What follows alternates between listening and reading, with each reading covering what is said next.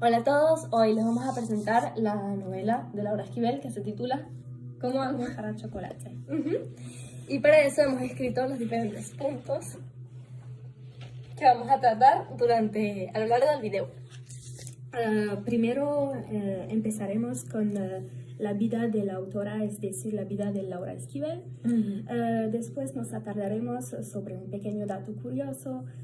Estudiaremos también la estructura, que es muy importante.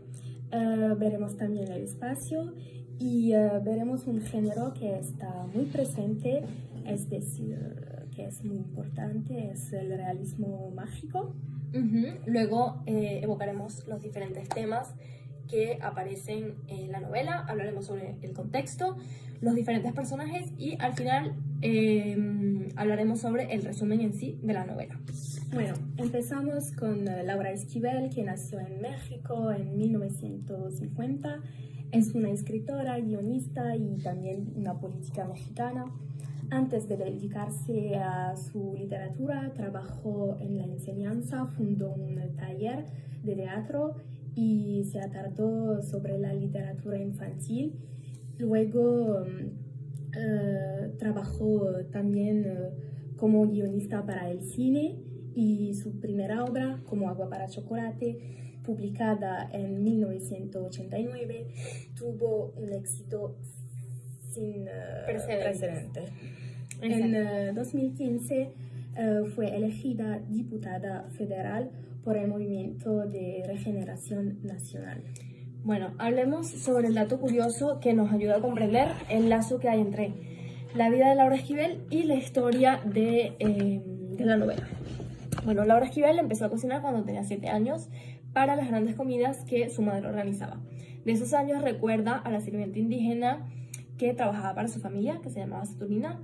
Podemos relacionarla con Nacha en la historia y bueno, también con Tita, que siempre le ha gustado la cocina y que nació en la cocina. Y Nacha era cuando Tita nació y era como su mamá. Exacto.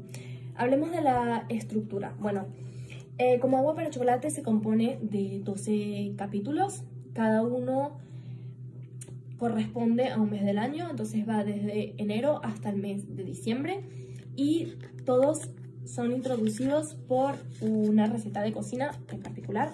Lo vemos acá, por ejemplo, con los ingredientes. Hablemos ahora del espacio.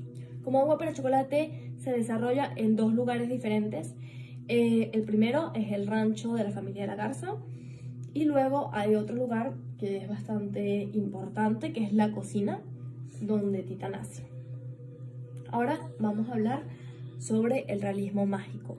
El realismo mágico está muy presente en este libro. Entonces se define como la preocupación estilística y su objetivo es mostrar lo irreal, lo extraño como algo cotidiano, podemos decir común. El realismo mágico lo vemos a lo largo de toda la novela y además lo encontramos al principio. Exacto, al principio les voy a leer entonces un extracto donde vemos el realismo mágico que comienza en el primer capítulo de la historia. Nacha barrió el residuo de las lágrimas que había quedado sobre la loseta roja que cubría el piso. Con esta sal rellenó un costal de 5 kilos que reutilizaron para cocinar bastante tiempo. Ahora vamos a hablar sobre los diferentes temas evocados, ¿ok? El primer tema que encontramos, bueno, uno de los temas más bien, de los temas que encontramos en la novela es la condición de la mujer, el amor, más precisamente el amor entre Tita y Pedro, que es también un amor prohibido. Después hablaremos de la cocina mexicana con diferentes recetas y también evocaremos la Revolución Mexicana. Exacto. Lo que nos lleva a hablar sobre el contexto. Los acontecimientos que son relatados en esta novela empiezan al principio del siglo XX, durante el inicio de la Revolución de la Mexicana. Revolución Mexicana que tuvo lugar en 1910 y que se acabó en 1920. Exacto. Cabe recalcar que fue el general Porfirio Díaz quien estaba al poder en ese momento. La Revolución Mexicana fue una revolución campesina y obrera que tenía como objetivo luchar por los derechos fundamentales y también por mejores condiciones de vida. Como también las condiciones de las mujeres. Exacto, los derechos de la mujer. Hablemos sobre los personajes, entonces los diferentes personajes. Tenemos primero a la protagonista, que vendría siendo Tita de la Garza, que fue cuidada por Nacha desde su nacimiento y que fue también enamorada de Pedro.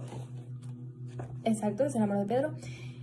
Cabe recalcar que ella tiene un vínculo bastante fuerte con la cocina, que es como un medio de comunicación para ella y donde ella puede expresar sus sentimientos y puede desahogarse.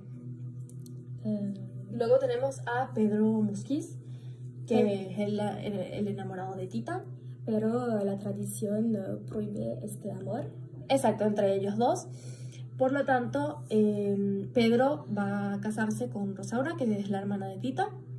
Para estar cerca de Tita. Exacto. Luego tenemos a Mamá Elena, que vendrá siendo otro personaje principal.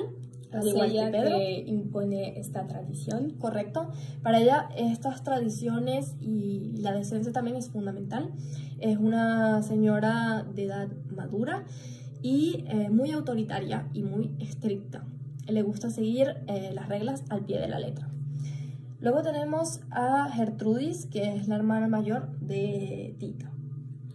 Y tenemos también a Rosaura, que es también la hermana de Tita. Sí, la hermana mediana. Que va a casarse con Pedro y como lo propone Mamá Elena. Exacto. Y Rosaura es también, se parece bastante a Mamá Elena porque sigue la tradición. Y quiere imponerla a su hija Esperanza. Y también va a tener un hijo llamado Roberto, pero va a fallecer. Gertrudis es el personaje que encarna la independencia en sí, porque ella se va de la casa, se fuga con Juan Alejandres y ella se va a llegar a convertir en generala del ejército revolucionario del norte. Después tenemos al Dr. Brown, que es un joven médico estadounidense que está enamorado de Tita y le propone casarse con ella. Es un hombre bastante racional en comparación a Pedro y siempre la protege y la cuida. Bueno, Chencha es la sirvienta del rancho que tiene una relación bastante buena con Tita. Exacto. Y por último tenemos a Nacha, que era la cocinera del rancho. Bueno, Nacha era como una madre para Tita y le aprendió muchos secretos sobre la cocina. Exacto. Bueno, hablemos de el resumen entonces para que conozcan la novela, de qué trata. Bueno, como habíamos mencionado, Tita es la hija menor de la familia de la Garza y nació en la cocina, fue criada por Nacha y desde pequeña siempre ha tenido como ese vínculo bastante fuerte con la cocina, que es su medio de comunicación, ¿verdad?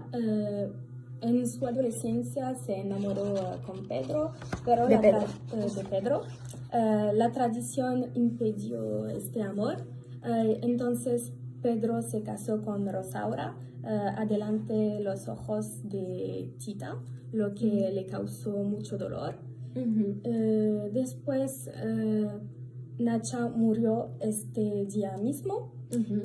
Esto impactó además Tita. Entonces Pedro le regaló un ramo de rosas, pero Mamá Elena le dice a Tita de rechazar esto.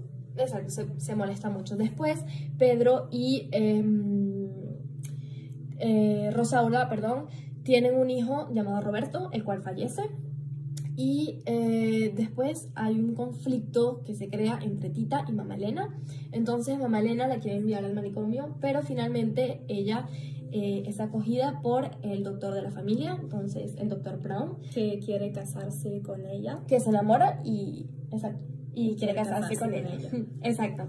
Después podríamos hablar sobre La enfermedad de Mamá Elena, que obliga a Tita a regresar a la casa y a cuidar de ella. Por lo tanto, el casamiento no pudo tener lugar en ese momento. Luego, Mamá Elena muere y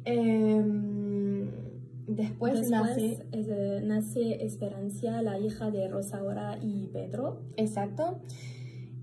Después Rosaura muere de una manera súper inesperada y con ella muere entonces la tradición de la familia, la tradición que había en esa época. Al final, Alex, el hijo el doctor Brown, del doctor, se casó con Esperancia, la hija de Pedro y Rosaura. Y Pedro muere mientras tiene relaciones con Tita. Y el rancho se quema. Y lo único que sobrevive es el libro de recetas. Exacto, que va a ser herencia de la narradora, entonces de la sobrina nieta de Tita. Gracias por habernos escuchado. Gracias.